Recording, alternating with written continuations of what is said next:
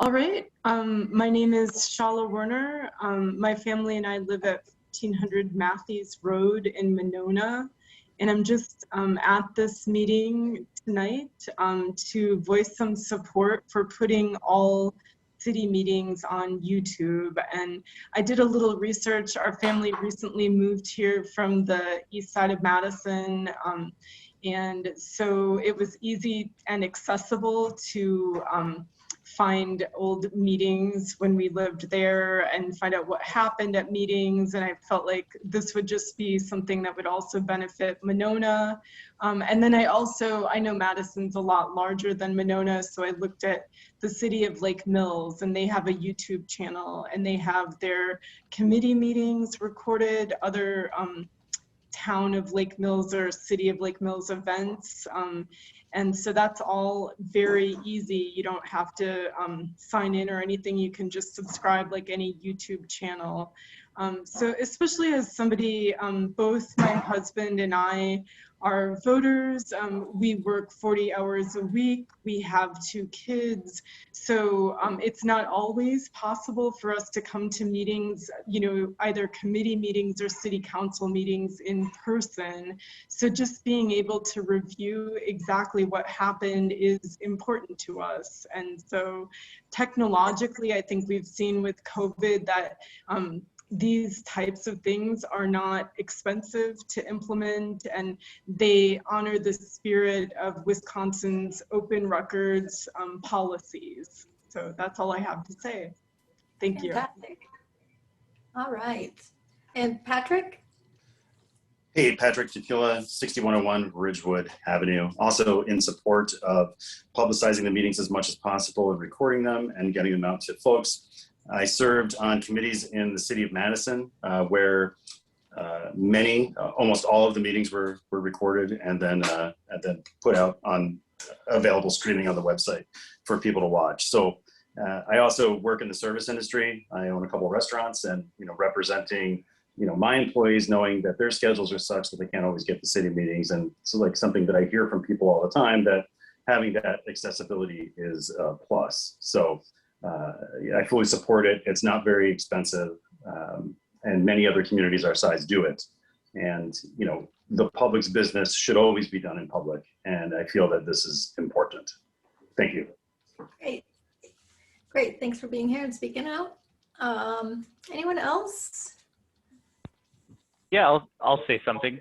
Okay, Josh. My name is Josh Harris, and 4909 Winnequa Road in Monona. And I didn't really, think carefully about exactly what I wanted to say, but I really want to voice my support for being able to view these meetings online. I've only been in Monona for a few months now, but I certainly know that being able to watch the city council meetings at the end of the day after work certainly has been a way that I've gotten in tune with sort of the topics that are important to the community and what the city is doing.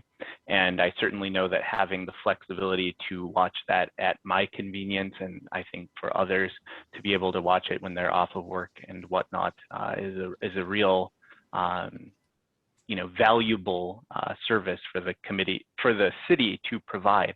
And I think the one other thing I wanted to stress is that certainly I've heard ideas about maybe people not wanting to be recorded, and I can understand that. I mean, even as I'm uncomfortable here being on video, maybe that isn't everyone's favorite place to be, but at the end of the day, having these meetings available so that people can go back and see what's going on really is something that's more valuable than working through that discomfort and being able to sort of be on the screen and record it. And so I hope that everyone who feels uncomfortable with that can in fact sort of adapt and learn to make the most of it.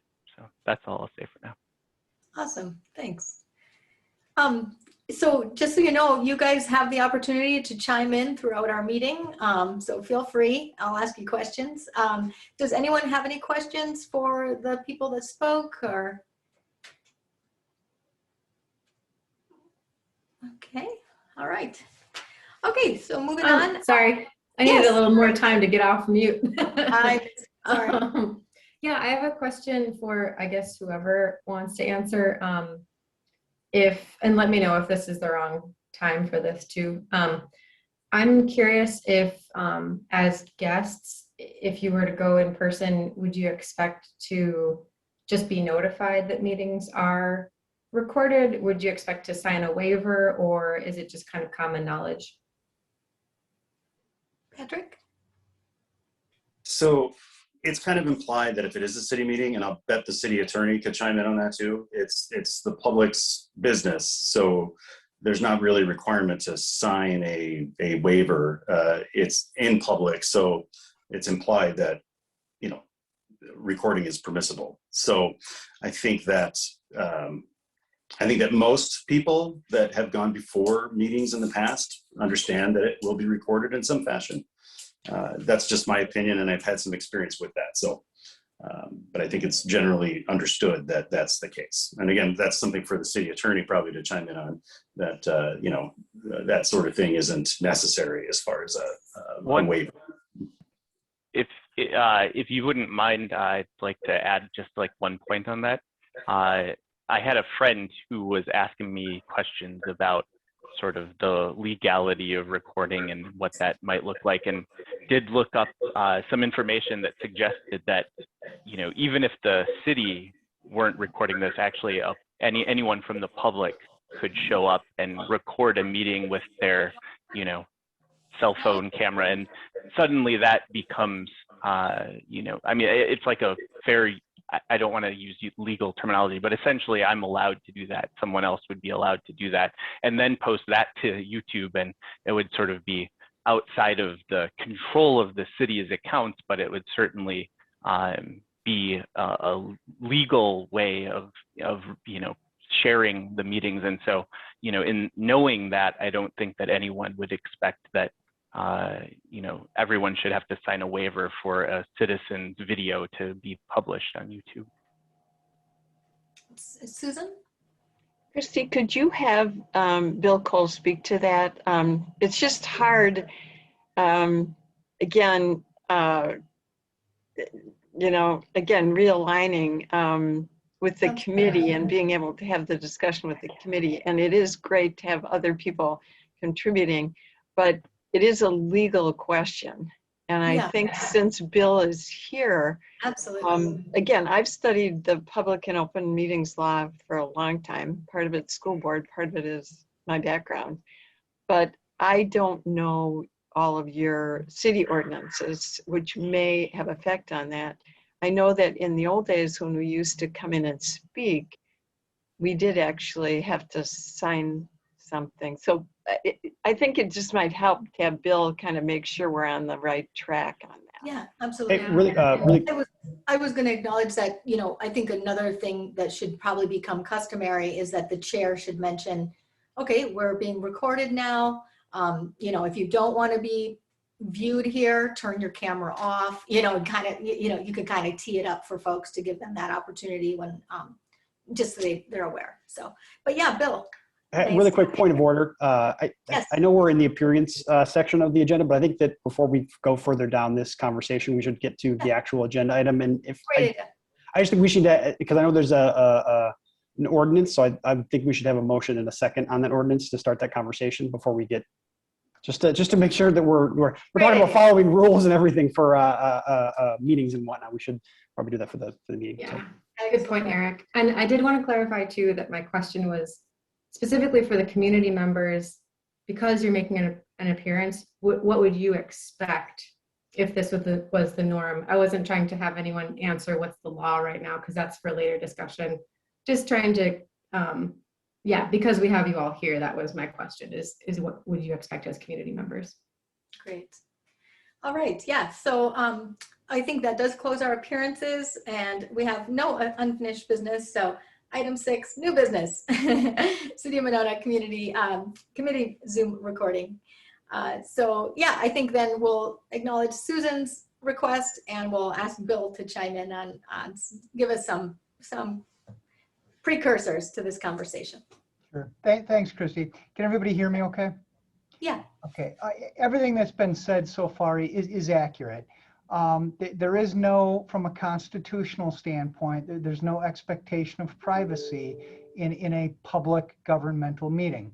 So there is no obligation for us to warn people that they're being recorded. As was said by somebody else, it's a public meeting. Anybody is free to record it as long as they're not disrupting the meeting. And we don't need to require waivers of anybody. The only caveat, I guess I would say to that from a legal standpoint is, while that's all true and it is a public meeting and there's no expectation of privacy, legally, at least in Wisconsin, there is no legal right to speak at a public meeting. As a matter of courtesy and policy, nearly every municipality does, and Monona certainly does allow public appearances. But to be frank, the city could, if the council so choose, impose conditions on the right to speak. The ones that are commonly done is limit the time. You know, if there are a lot of people speaking, they will limit it to 3 minutes. Many communities will ask you to register, or if not register in paper, to state your name and address. And, you know, principally that's to determine, you know, are you in fact a resident of this community, or are you not? And I think ostensibly the reason is probably because a resident of the community, perhaps their voice and their opinion carries more weight because it is their community. It's not, you know, somebody coming from the outside. So you could do that. The only thing I guess I would give some thought to is, well, transparency and openness is a wonderful thing. And obviously everybody thinks that's something that should be encouraged. There are situations though where I think perhaps you would want to temper that. And I think I obviously attend meetings all the time for all kinds of things. And I can think of, you know, for instance, if you ask people to state their name and their address in a public meeting and it's being recorded and it's being either live streamed or played later, you know, people that are victims of sexual assault, people that have restraining orders against them, may be hesitant to state their address in a public meeting. License Review Committee oftentimes has people summoned in that they have addiction issues. And those addiction issues often come from personal issues that these people bear their souls in front of the License Review Committee. And while it's legally all public and they have no expectation of privacy, I think the council and this committee would want to give some consideration to, while it's legal to view it, is it the compassionate thing to do, I guess. Lastly, the other thing I guess would be Police and Fire Commission and the Public Safety Committee.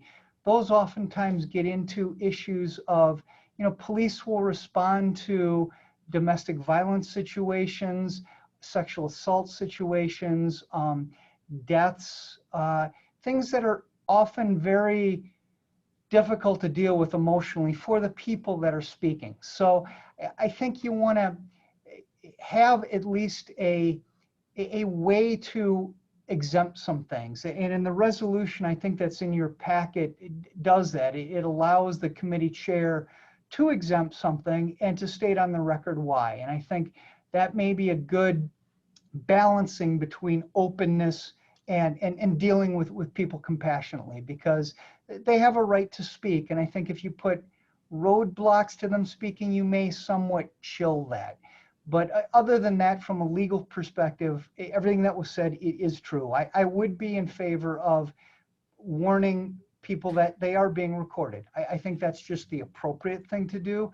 It's not legally required, but I think if I walked into a room, I would want to know if I'm being recorded, because if I wanted to not be recorded, I'm at least on notice to leave the meeting.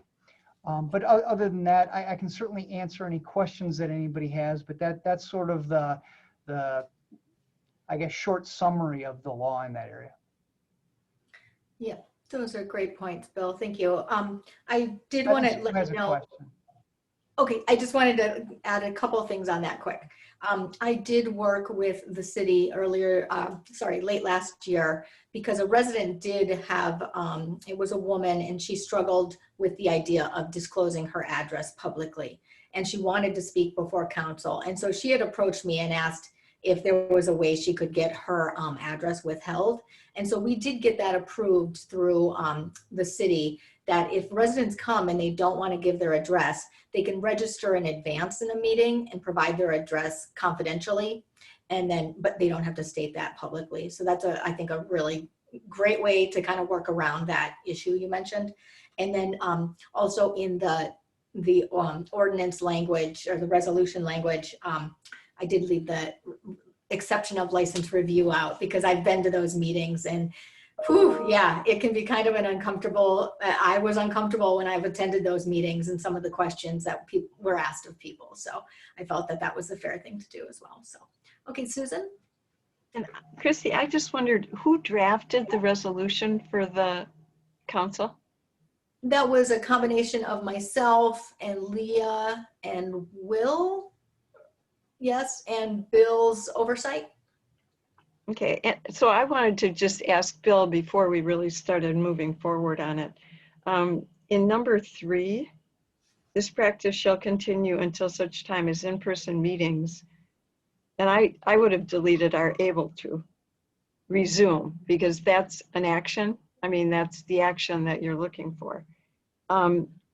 So Bill, is it your feeling that that language makes it clear that this resolution ends with the Zoom, and then you just make a new resolution with new language that puts in what you want? But is that correct? Yeah, I would agree. I read section 3 to say this resolution will sunset upon one of 2 things happening. One, either in-person meetings are returned, or number 2, a new policy is adopted, which would supersede this one.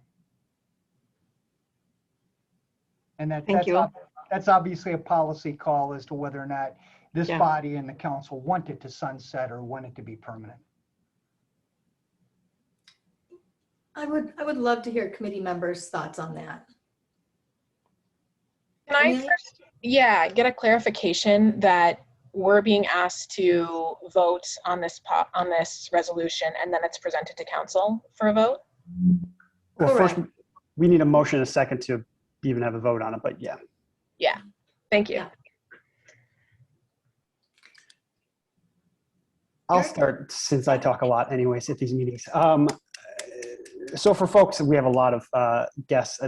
I've been on this committee for a while now and been involved with it for years. I think this is the most people we've ever had attending. So this is awesome to have this much attention for a community media meeting.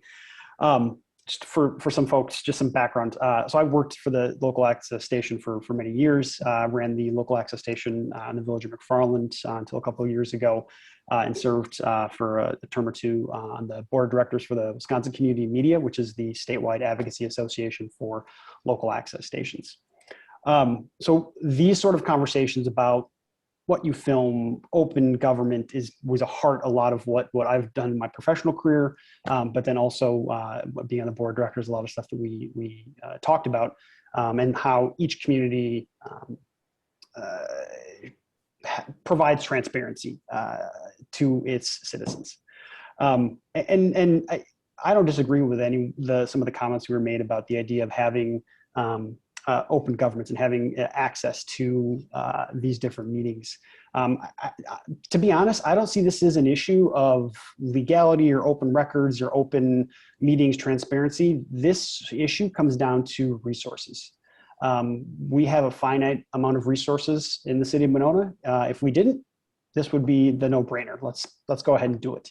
But we have a limited number of staff. We have a limited number of hours, and I guess my concern is with mandating, while this is Zoom, and yes, it's a click of a button, you're still taking time to do things. And we've talked about this previously, is the expectations that we then set for the community members to, put something like this forward, and then not following up on it when we resume in meetings. Because at this point in time, short of us, hiring an additional staff or two, I don't necessarily see us being able to maintain something like this when we return to in-person meetings.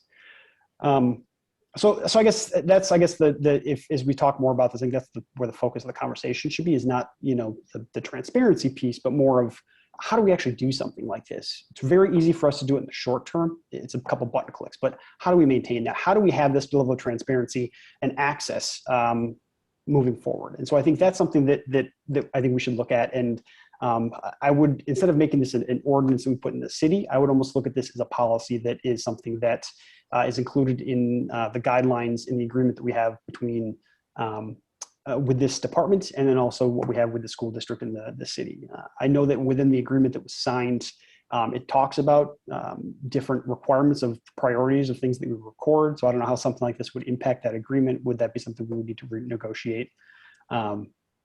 So I just throw out a bunch of different things. It's a bunch of questions I guess I have about, the idea of this, where right now it seems very easy. We can, click a button and record it, but I think once again, we're setting a precedent, and how we maintain something like that moving forward, I think is very difficult to do with the staffing that we currently have.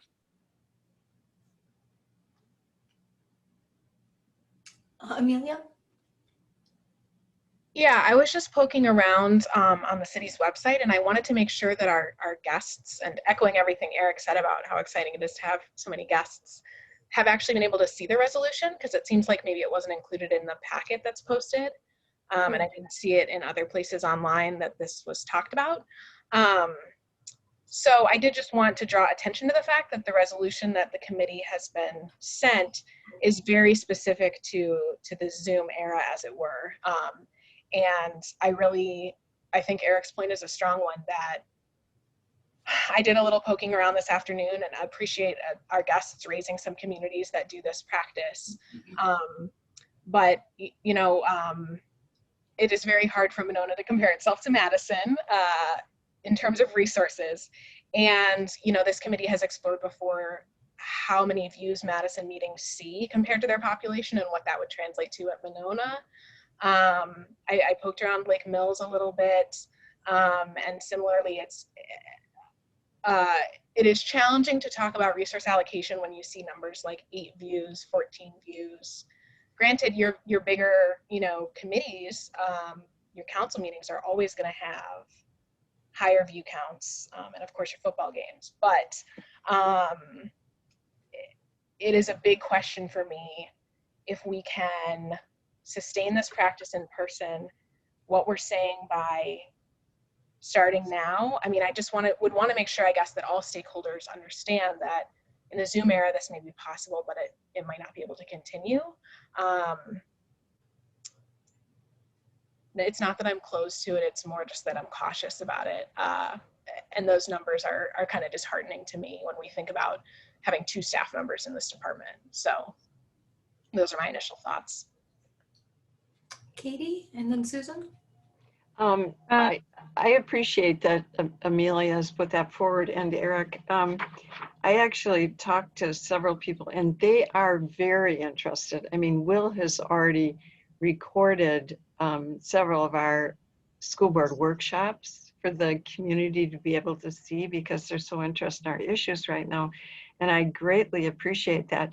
But to make a decision past Zoom as a committee, I think we need that, that full piece of information.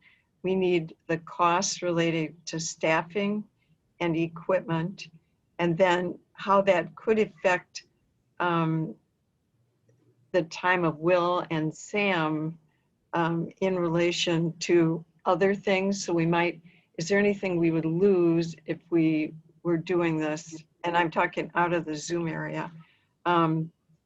Things like being able to see the numbers of how many committee meetings there are, how often they meet, and approximately how long they last. Whether or not this would also then pertain to the school committee meetings. And then that was the other question, which Amelia was helping me with. What's our expectation for number of viewers versus what the cost to the city may be?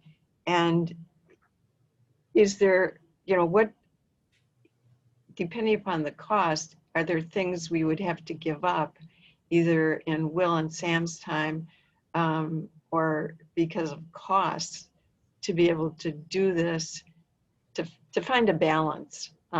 Again, just a list of things that when we make larger decisions that have a cost and employee effect, staffing effect, we always want to be able to see all that packet of information so that we can weigh it and see if there's another way to do it less expensively.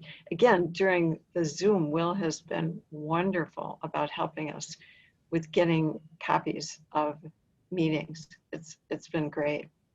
So there's a balance. Thank you. Okay, Katie, you had your hand up? Thanks.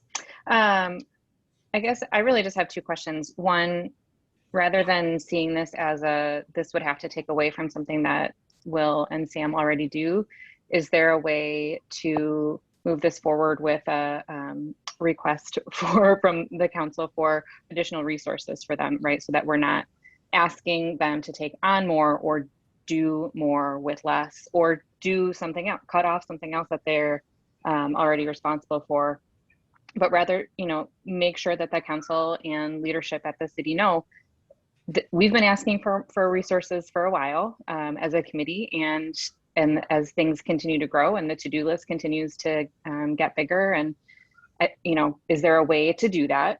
That's probably a rhetorical question of how can we ensure some sort of additional resources for the staff. And secondly, I want to raise a question about accessibility. Of course, we're talking about accessibility for community members. I'd also like to ask about, as I'm representing the school district, we have to have we have certain rules about what we present for accessibility online. So will we be required to add captions? Are we prepared to do that? There's software that can do that. Are we required to add any visual accommodations like a reader, or, I know a lot of people who require that have that software enabled on their side. But just making sure that we're thinking about those requirements also. Again, staff time, we need more resources, things like that. Yeah, I think that's a great point. I had that on my list too. I feel like closed captioning would be a great thing to, include for the hearing impaired and the elderly. I think Will or Sam, would you want to share up the resolution so everyone can see? Sure, I can do that.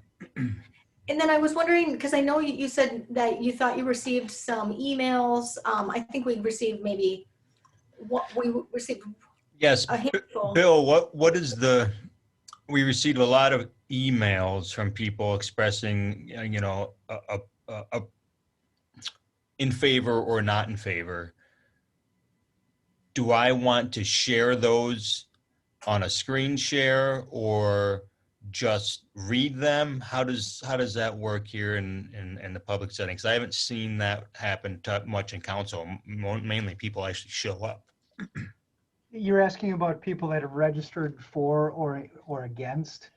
Well, they didn't even really register. They just sent emails for and against. Yeah, I mean, you're not required legally to recite them at all.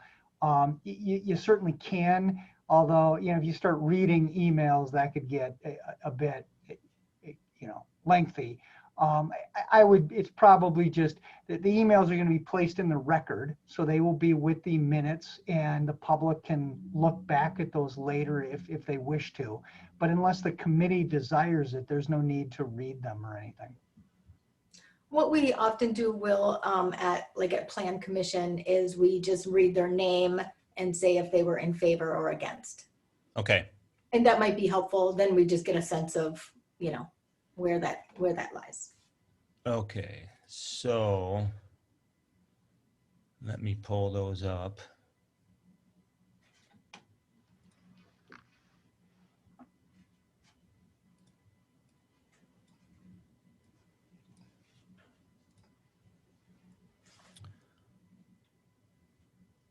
Adam Gerke in favor.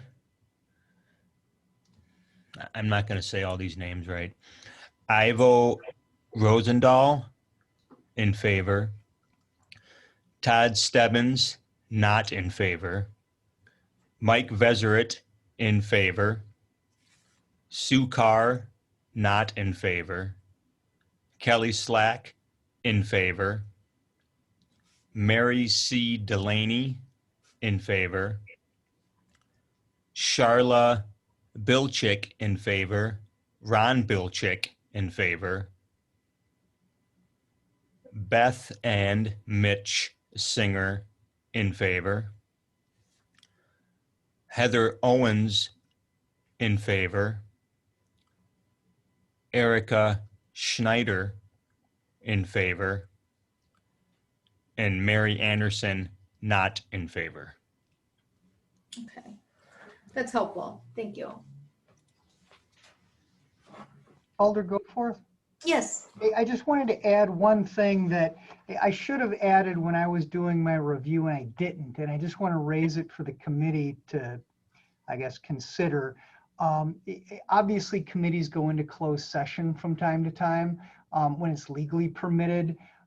Those are private until the legal exception expires. So with respect to paragraph 2, where it says all recorded meetings shall be uploaded, I would propose that actually say all recorded meetings except closed sessions be uploaded. We would do that as a matter of law anyway, but I think it's appropriate for the public to just know that those would be accepted. Yeah, great. Great idea.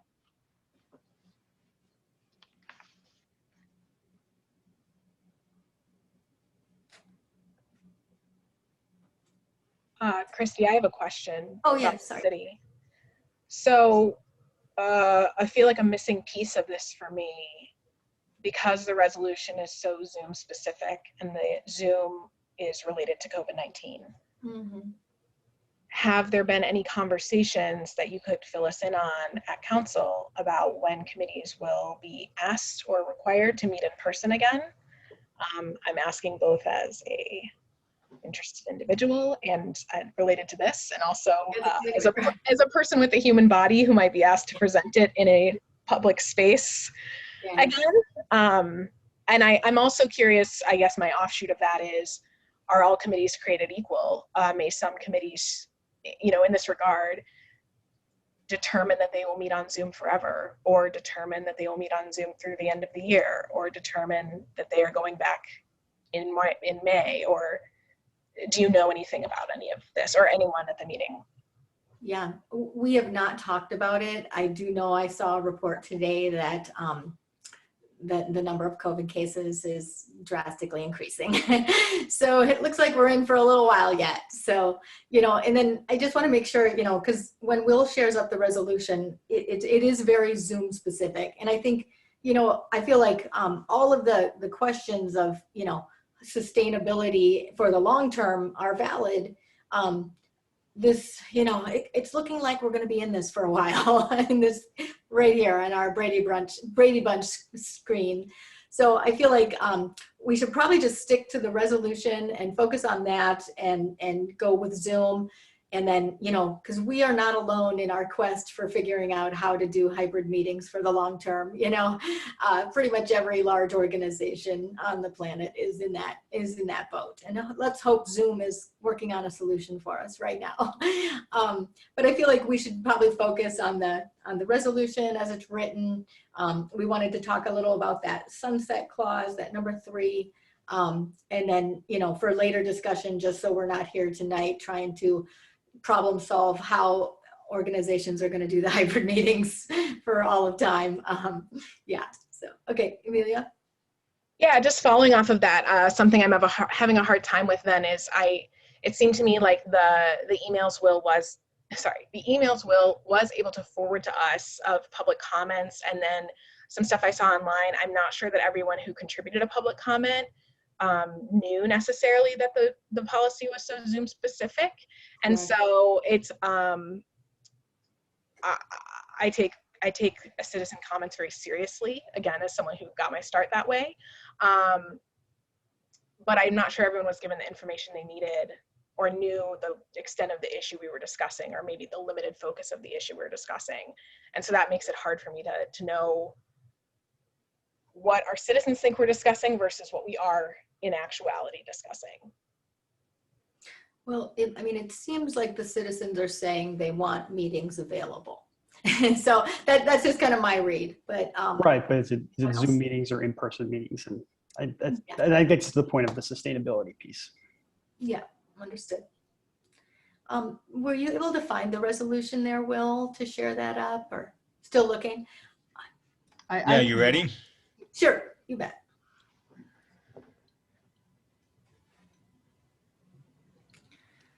All right. I'll just give everyone a minute to read it.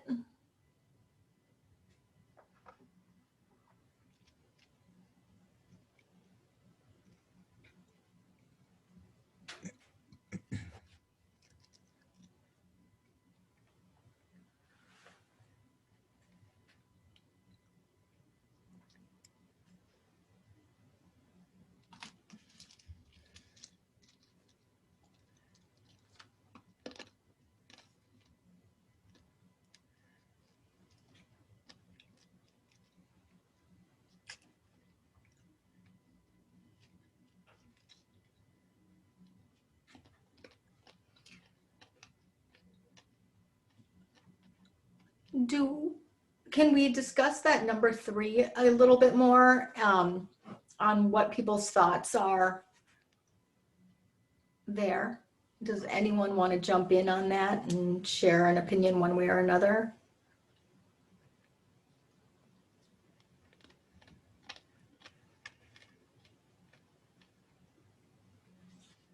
I guess in terms of point 3, I think, Amelia brought up a really good point is, when do we know this is going to end? Yeah.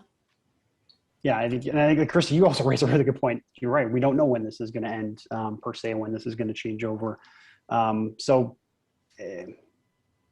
this might be a short-term thing, this could be a very long-term thing that we're now going to be saddling Will and Sam with. So I think it's, yeah, I don't know. I guess I have issues with that. Is, once again, we're just kind of putting something in there. It's going to eat up time without asking for additional resources. Yeah, I think it's really well worded, and I think it's a great start, and it builds us a pathway, and it gives us time to think about when Zoom does end, to see the cost and the additional support that would be needed to implement the other process. So for now, based on what Will has kind of explained to us, this looks good and solid. And again, to have that endpoint before, I think is helpful, since as a committee, we haven't seen the costs or the resource needs and allocations, but this allows us to get started in a way that, it's my understanding, Will can do and is comfortable with. Is that correct, Will? Yes. Taking meetings that folks send me from Zoom and putting it on YouTube is accessible right now.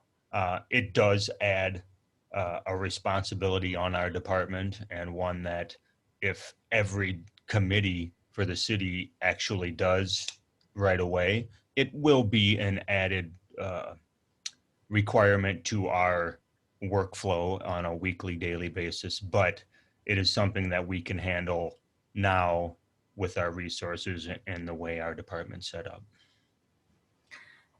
And I was just wondering, is it, because it'll really fall on each committee staff person, right, to stream it live? Well, we're not talking about streaming it live, right? Oh, we're just talking about recording it, right?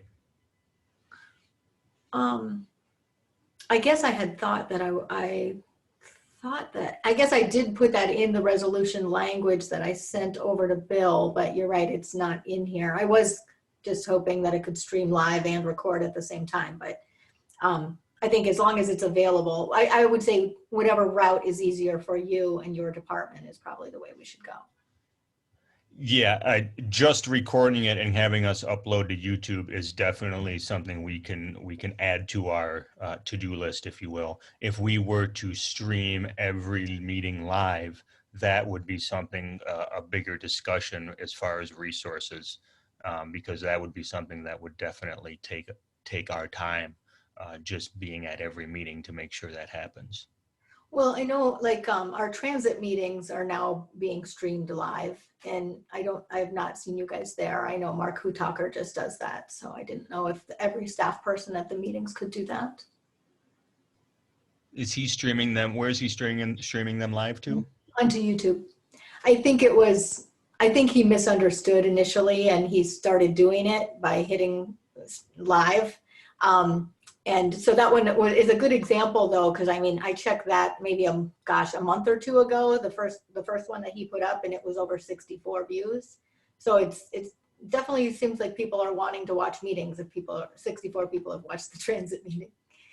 But, yeah, I don't. And I think Parks is now doing it as well, I've heard. Yes, but they're sending me recorded clips Okay. from Zoom, and then I'm putting them up on YouTube. So they're not actually live in real time. It's after the fact. Okay, got it. Okay, Katie, I see you with your hand up there. Sorry about that. It's okay. The only comment I had about number 3 is that it actually relates to what Susan raised a while ago at the very beginning, where in-person meetings are able to resume. We actually have the public health order right now is a indoor gathering limit of 150 people. And this is, we've got 15 right now. So technically we are able to meet right now as long as we're masked and distanced. So I'm not sure that that's the right language. And maybe to Susan's point, we just strike out are able to resume, and it's until, as in-person meetings resume. Once we are all, whether it's, what Amelia was saying, like if the council sort of designates when committees come back, or we as a committee get to decide that together, whatever it is, right now we are able to meet. Yeah, you're right. Good points, Katie and Susan. Did someone else have their hand up? I thought I saw someone else at some point. Amelia. Yes, Eric and I both have our digital hands up. Okay, thank you. Sorry. Okay, I see it. Taking advantage of that sweet Zoom. Yes. Two things. I definitely think we want to keep focused on this resolution, which is not about streaming live. And I think just agreeing with Will that would cause a number of problems, and I want to make sure that's represented to council and to the members of the public here. One of the ones we've talked about in the past with in-person recordings, which again, we're not focusing on, but would affect streaming, is some committee meetings take place at the same time. And so we only have one YouTube channel. We theoretically only have one Facebook page, especially for like legitimate, like we have one community media channel that is the representation of the city of Monona. And so if that was at the same time as, say, a sporting event that is live, we might have some issues with who gets what. And so again, I just want to make sure we're not talking about that because that's not part of this. And I also agree with what Katie says, that third one is really hard for me, because while I do want to stay focused on this Zoom specific resolution, even getting into a hybrid meeting is adding the workload of an in-person meeting, because if some folks are in person, we would have to figure out the technology. Are they also sitting on a Zoom in the same room? And if so, how do we prevent feedback? Yeah, I don't know how we can word that phrasing. Is it when we are all 100% on Zoom, or are we going to be asked to continue this while meetings are still partially on Zoom? Is a hybrid meeting being entertained by council for committee meetings? I'm stuck on that. And I know technically, I mean, because people can go to City Hall and watch meetings, that we are technically already doing hybrid. So it's just that very few go in person, right? But I think the number 3, Will, do you want to strike out the are able to resume? So it should read this. Point of practice. order. Do we need a Yes. motion to actually approve this before we start editing it? Bill, I guess that's a question for you. That would be. My Robert's Rules orders are a little bit rusty. It's been a while since I filled Yeah. city council meetings. I was gonna say, You can ask Bill Cole, but I think if you're just doing a correction that's not substantial, then your motion is as presented, and the language that's in front of you is what is being approved. So if you deleted that, and there was consensus to that deletion, that would be your version that you would be approving. I don't think we have a motion to approve any, like even to acknowledge this at this point in time. Bill, yeah, my recollection is there's not a motion on the table. So effectively, this is a work group discussion as to this piece of paper that if somebody makes a motion will become a resolution. Right. So your point's well taken that if there are a motion pending, you wouldn't want to start amending it, but we're not at that point right now. So I think you can do this sort of free-flowing amendment as you wish. perfect. Okay, great. So we'll have that last one read, this practice shall continue until such time as in-person meetings resume, or Yes, until this resolution Yes. is superseded by a new policy. Yeah, versus are able to, because Yeah. then you have an unknown piece there. correct. Yeah. Who's enabling you? Is it the CDC or Dane County or the governor? Yeah. Way it's clear until the city resumes. Well, is that who makes that decision? That the city council? Did the city council make the decision to not do in-person meetings? They would make that decision at the point where they wanted to go into in-person. But who? So I guess was the point when it didn't become in person. I assume that was because of the state. So whether we're deciding that, who I guess is making that decision. Something we should, if we were to, if we move forward with this document, I think we need to make sure it's clear who's making that decision. Yeah, in Monona, absent direction from the council, I mean, the council could certainly dictate how its committees meet, but absent any direction from the council, it would be up to the chairperson of each committee as to whether or not they're meeting in person or by Zoom. Okay, Amelia? I just have a slight qualm that I'm still kind of stuck on the fact that it seems like the public didn't have access to this, and the people who submitted comments who aren't here didn't have access to this. And it's making me question how I can, in good conscience, submit a recommendation to council as part of this committee, not knowing if those people knew how specific this resolution is. That's something I'm throwing out. Maybe Will can, if Will has read those emails, can summarize if people. Right. Well, it seems that some of them were quite short and didn't indicate, from just the ones we saw, it seems like we saw about half of the ones he mentioned. And then we also have our in-person folks. Some of them were quite short.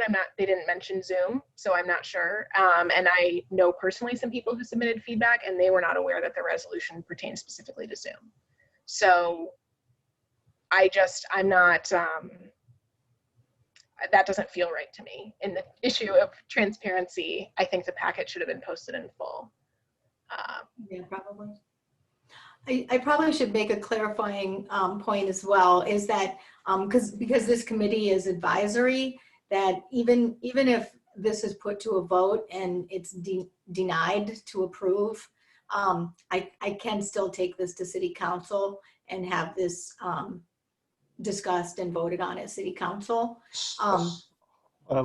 So we're just looking for advisory. This is advisory committee. So yeah, just looking for, we want to discuss it, vet it, but I will be taking it to city council. So regardless of what we say, you've already decided what you're going to do, is what I'm understanding? I've decided that, yeah, I would like to take this to city council, but we're going to discuss this thoroughly and make sure, I want to make sure everybody's heard. And regardless of what we say, you're already going to take it to city council.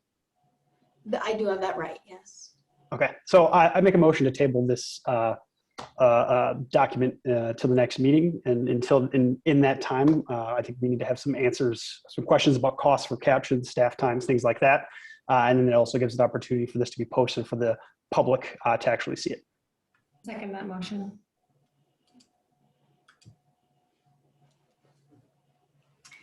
Okay, all in favor? Say aye. Aye. Aye. Let's do a roll call on that.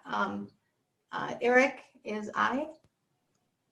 Okay, Aye. Amelia, Aye. Susan, Aye. Katie. Can I ask a question? Yes, What please. tabling will do? What tabling will do? Will the result be? I believe Next meeting. Yeah, we deal with it. We'll talk about it at the next meeting, basically. we can still discuss It some delays. clarity and It some clarity. delays. It delays access to the meetings for the public. Can I ask? No, it does. can we- It delays this conversation until next meeting when the public can actually see the resolution and we can get some answers on questions. Right. I And don't it'll be know. more transparent. Correct. I feel like it's, pretty transparent already. I mean, the public We're also in wants, the middle of voting, so I think we need to finish voting before we can continue on That's with this right. conversation. okay, Katie, Sorry, can I clarify my question about what it means? I understand that means that we can't discuss and that it tables the discussion, or at least the vote on this. yeah, But does that mean that the city council can't consider it either? No, that's great. Bill, no, they absolutely can consider it if they want to. They can Okay. bring the resolution forward. We're advisory only. And as a committee, we were considering putting this motion forward for the city council to consider. If they don't get it and they want to act on it, they can write their own resolution and bring it forward. They're not dependent on us to pass this resolution or to draft their own. We're advisory only. Okay, I would just add that that's absolutely correct and true.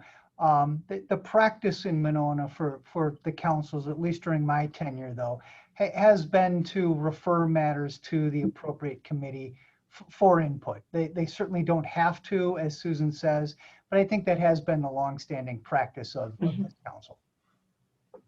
okay, Aye. and Claire, Aye. okay, and nay. Okay. So- That tabling passes. I guess just to follow up on that really quick, Will, if we can get for the next meeting, just the cost of what it would take to caption like an hour-long meeting for accessibility purposes, and then just what on an average week, or not even, what in like a month of our regular government meetings, how many meetings, basically just rough estimate of staff hours it would take to do the caption piece, edit that, and then upload it to YouTube. Yeah. Staff and equipment and time. Yeah, I have some information on captioning if we want to talk about that now, folks. Can I ask a quick question of Susan and Katie? Do the school board meetings, are those captioned? Katie, do you think that- know? I think Will might be able to answer this. So I think we rely on YouTube to do those captions. They are not, I would not say accurate all the time or most of the time, maybe even. But there are, because that YouTube is used for this so much that there's reasons why they have the caption available by, the click of a button.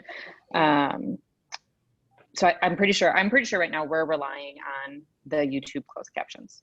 Will, is that accurate? That is correct. We do not have any captioning software in our department. In the little that I've researched and know, it's a fairly expensive process to be able to do. It's not something you just do. It's, possibly $10,000 to be able to get it to where it works and you can do it, and then you have to do it. So you have man hours and people hours. So we have not gone that route because it's a process. And so in order for us to put things on our television channel, we technically should be captioning what's on our television channel. We use YouTube as our captioning, and that's why it works out in that sense. And we can say we are providing caption for YouTube, but we don't have anything to caption our television channel. And then, Will, is there a fee, like say if we do put all our committee meetings on our YouTube channel, like that will become a lot of volume. Is there a fee based on that for that, or is? Oh, Katie, I'm sorry, Christy, I muted you. I pressed the wrong. No worries, I thought you were underneath me and I pressed you, my fault. Okay. There is no, YouTube is free, and that's why we use them Okay. because it's a free service for everything we put on there at this particular moment. Okay. All right. Any other questions, or the public that wanted meetings available? Do you have any questions? Yeah, I've had my hand raised for a while. Oh, I'm so sorry. Should I take down. my screen share down so we can see people now? That'd be fantastic. All right, there we go. Appreciate that. Yes, I can't see all of people at one time.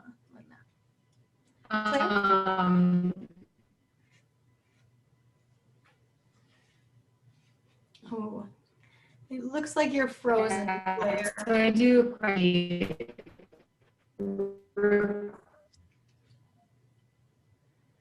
It looks like you're frozen, Claire. Maybe turn off your video. Yeah, maybe. There she goes. Yeah. Can folks hear me now? Yes. Yep. Okay, great. I could see and hear all of you.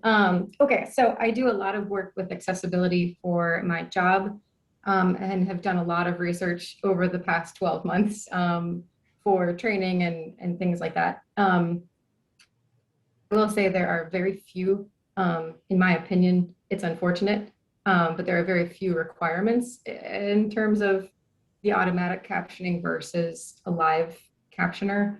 The benefit for us is that Zoom does have captioning, closed captioning that you can just enable.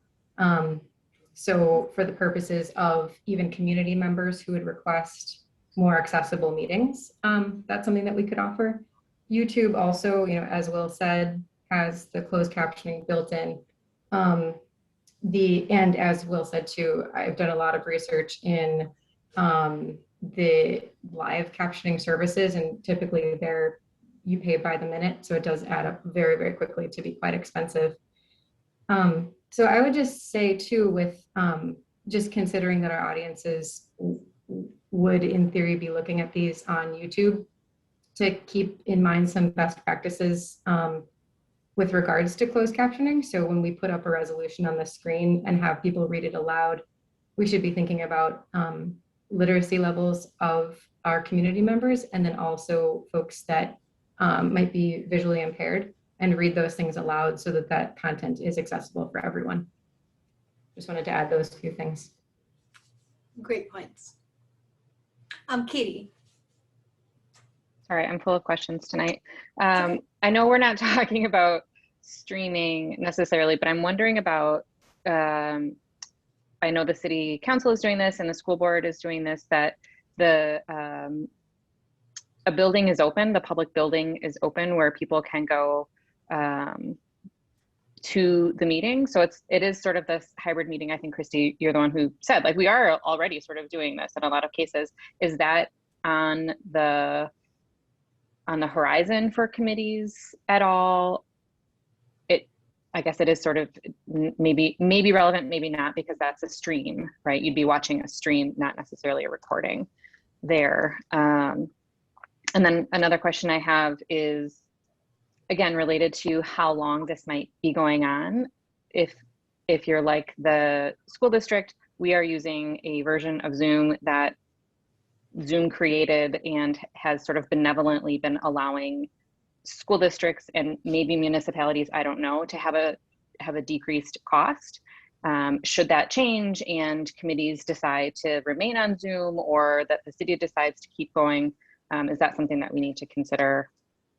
Yet another like cost to, I don't know, I guess the city would probably, I would hope, keep that going for committees, for those who might want it. But again, just one more, another cost and resources, potentially from this committee, maybe not. Do you know the answer to that, Will? Do we get a decreased cost for Zoom? I'm sorry, can you say it again? I didn't hear that. Katie was saying the school district has been getting some either like benevolence from Zoom, or it's all school districts are getting this? There's different versions. So like there's an education version, and you know, there's the free, yes, yeah. So just whether or not, if the city is using, if they're paying full price for Zoom, will that, you know, sort of be a cost that communities might have to consider if they could keep going? Again, we're able to meet in person now. So is the city going to say, look, this is costing us, you know, $100 a month or whatever, I have no idea what it is, to be in a meeting? Is that, you know, a cost that we need to consider moving forward? Or is the city also getting a deal, I guess, from Zoom? Great. You know, I don't know. I don't know what the costs are for the city. I know that there's a couple of accounts, and I don't know if they're linked together or how that works. Okay. And Patrick, I saw your hand up. Yeah, I just wanted to say, as a member of the community, I don't really see the purpose of streaming the committee meetings live. I mean, if it's done as a for someone to see it that wasn't able to go, then it makes sense to record it. But especially when we're back into having live meetings again, where the public is comfortable participating, also streaming it live seems to be kind of an unnecessary burden. And I kind of, just as a member of the public, I kind of agree with people that have said that. So I like the idea of having the meetings recorded.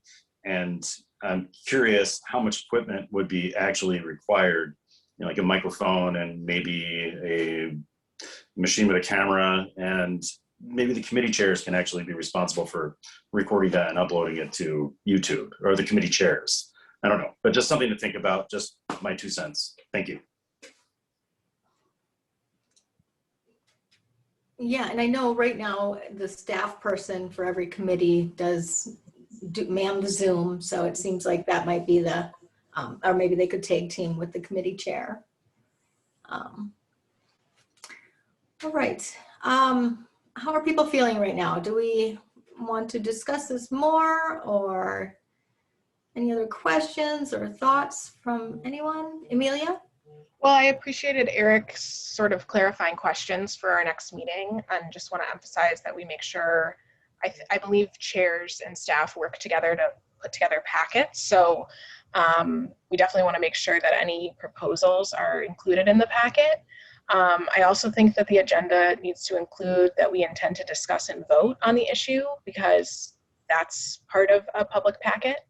And then I think, to Eric's point, are there any other questions that we want answers on?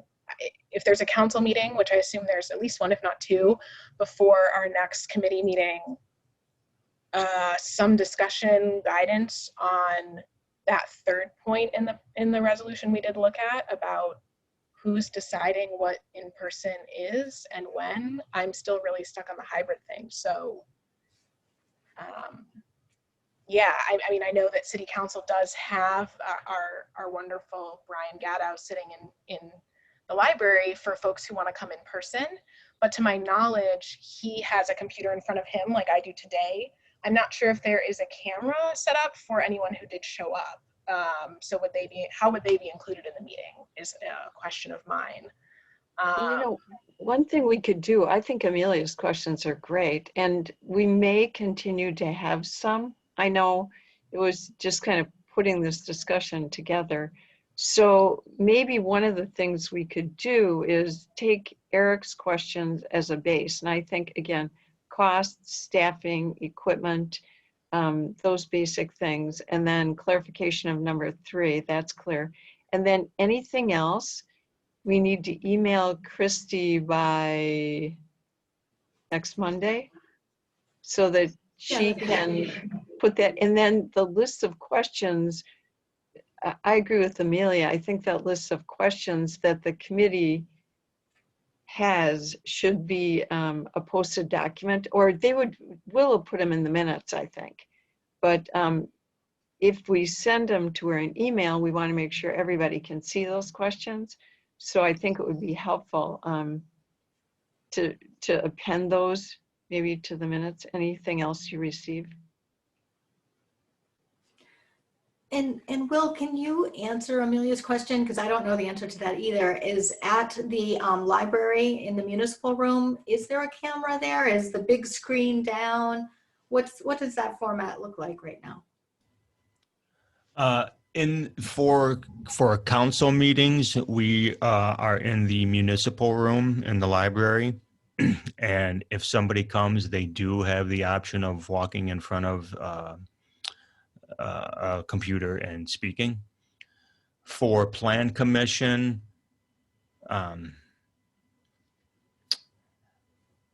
Douglas Plowman has a computer in front of him, and he sits at the large room conference room at City Hall.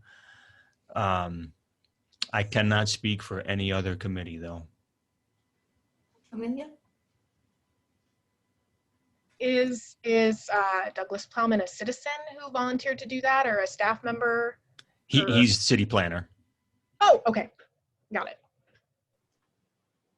And I know once at Plan Commission, we had someone come speak to us, and he was in the municipal room, and he came and he spoke at the lectern in the municipal room at the library.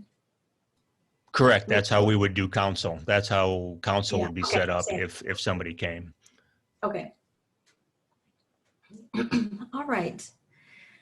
Okay, any other thoughts? So we'll put some, we'll work on getting some other information and more materials together. Eric?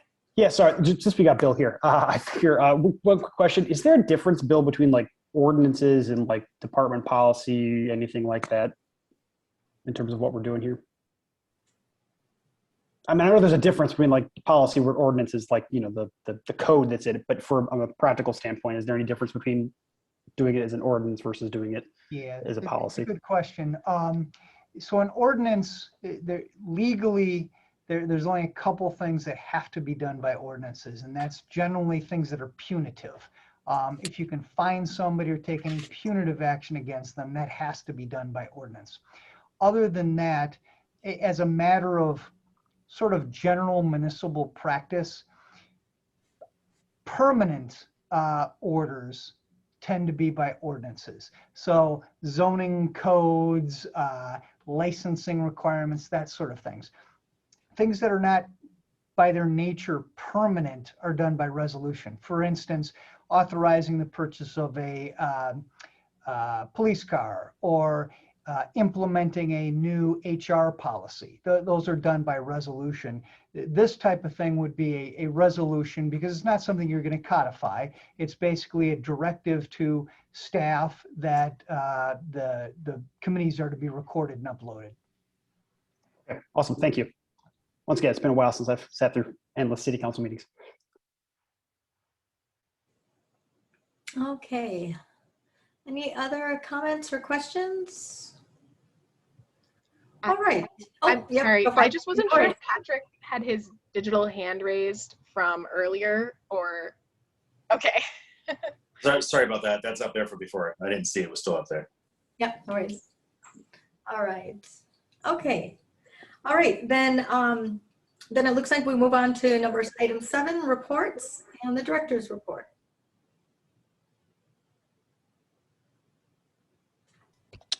Yes, I did send out the work completed to the committee as far as what we're working on.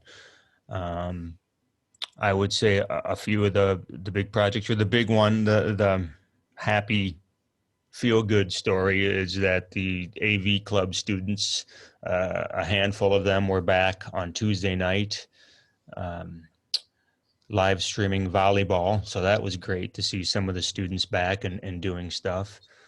They came back once and they didn't want to come back tonight. We only had one student come back tonight, but that's the way it is. But that's still good news. There's still movement there, and able to touch base with a couple students who are going to be juniors next year. And so that was good to be able to talk to them and let them know that they're pretty much the club next year. So good luck. Well,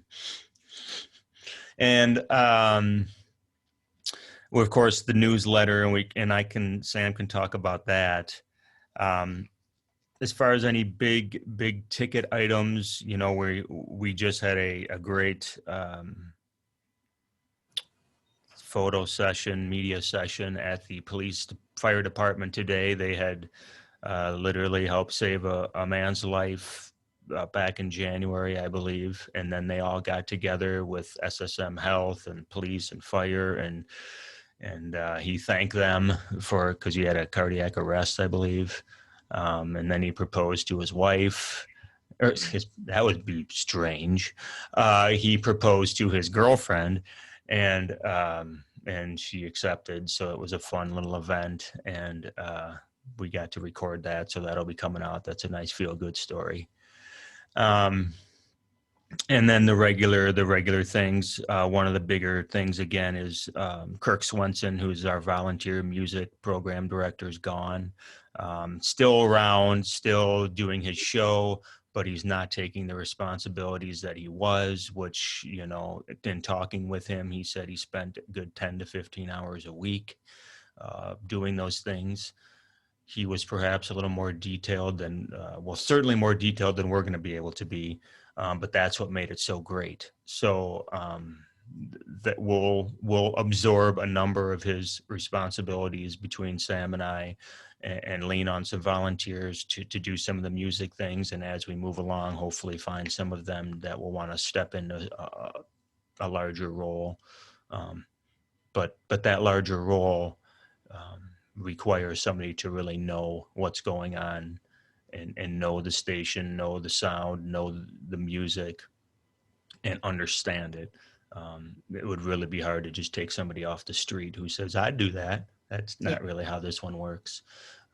So we'll absorb a lot of it for now, and maybe down the road we'll be able to find somebody that can fit that hole. Do you have any leads go ahead. on that? Do you have any leads on that yet? On his position, no, I do. We do have some volunteers that are willing to listen to some of the new music that comes in and give us some opinions on that. But as far as somebody who's willing to do a lot of, you know, quite frankly, the thankless work that he would do just because he loved it and because it's a big part of polishing the sound, we don't have anybody who wants to, at this point, step in and put that much time into it. All right. So I don't know, Sam, if you want to go over a little bit of the newsletter. I mean, I can go into a lot of the nuances of what we do on a daily basis, but I think those are the big ticket items that we're working on. And Sam, if I missed anything, feel free to go ahead and talk about that too. Yeah, I would say if you watch the 10 o'clock news, watch channel 15 or channel 3, because we sent them our video from today, so it might be on their channel. Also, we have an 11-year-old volunteer who is starting her own show, Beatrix. She is going to take over the VMO show twice a month, and she's going to have Bees Buzz. So she's going to do her own show. So we're really excited about that. She just came in today and recorded. So that'll start airing probably within the next month or so. So that's yes, really I feel horrible. I didn't mention that. That's so awesome. It is great. But yeah, I can share my screen. If you give me.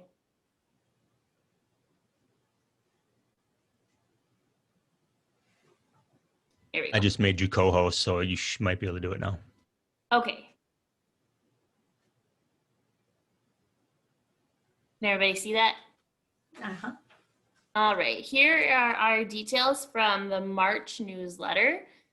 We had more subscribers than our first one. We were up to 747. We had a 60% open rate and a 23% click rate. The most popular or the most clicked item was San Damiano.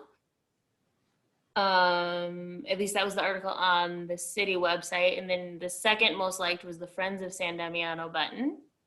And then Drug Take Back Day, and that'll be in the April newsletter again, because that'll happen after the April newsletter. So residents will get that twice. Yeah, and then it goes down. Now our subscriber list is even more. I don't know it off the top of my head.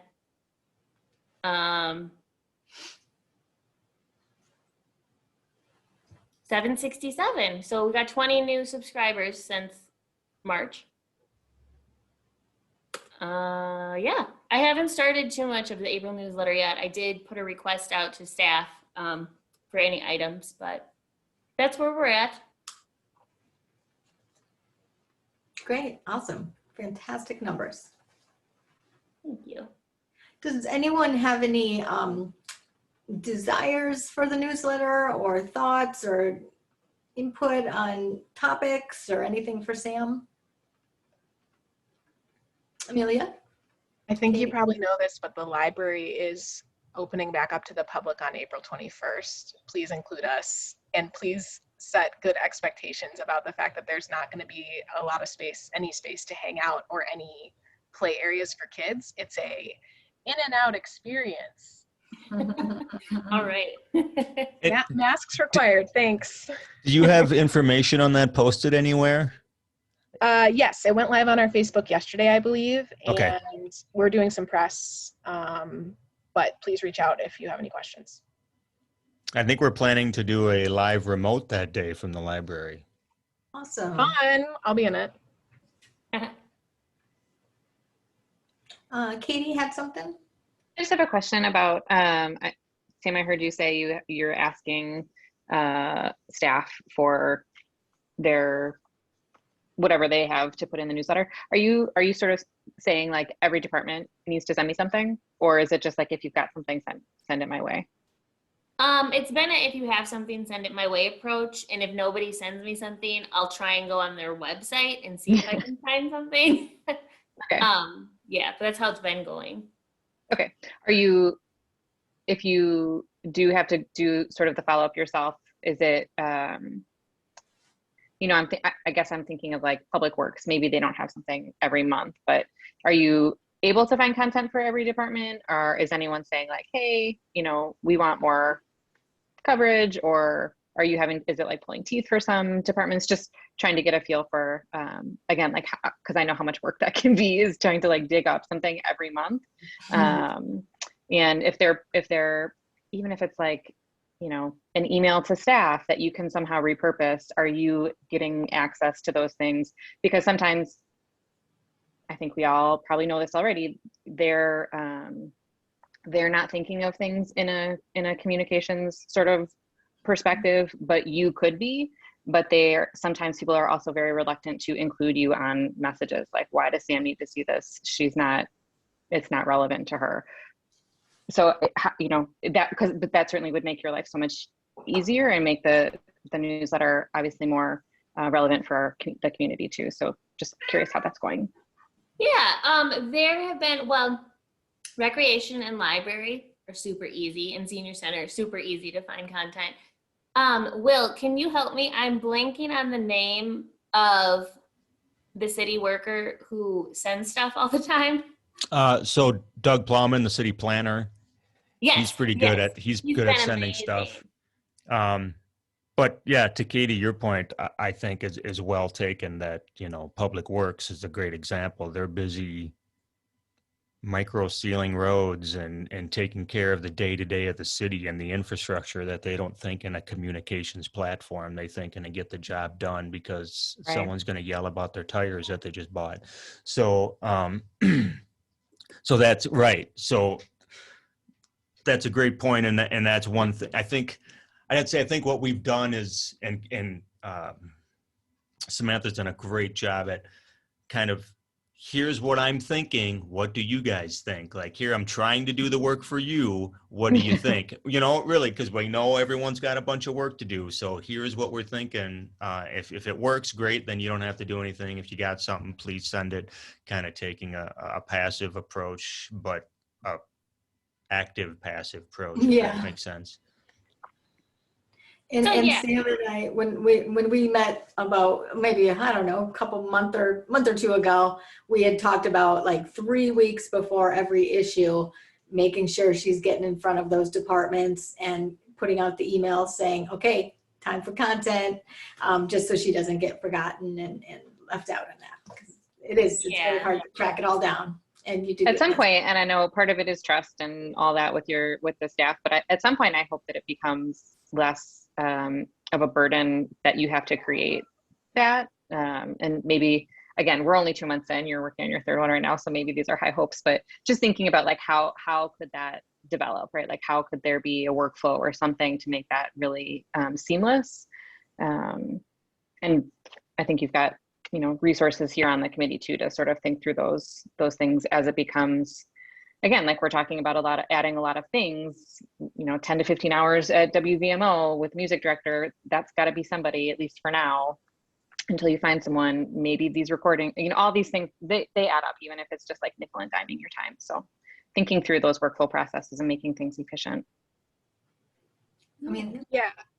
Jumping off of that, actually, I wondered if you'd touch base with any council members at all as chairs of committees, and they could be maybe potential sources for you for what those committees are discussing, kind of related to the issue we were talking about tonight about kind of transparency, or just folks who may, I mean, I think they have strains on their time as well, but they're deeply connected to our city, so might be a good resource to connect with them and see if they can help contribute content when things arise. Oh, that's a great certainly, idea. I haven't reached certainly out. they know what they're being contacted about, right? What people want to know about. That's a good source. Yeah. That's very true. Like the backwards side of the spiral. That's a great idea. Thank you. We can just add that to our all staff email. Just add the council members on it. And put, right, yeah, and put like, and your committees that you're chair of, right?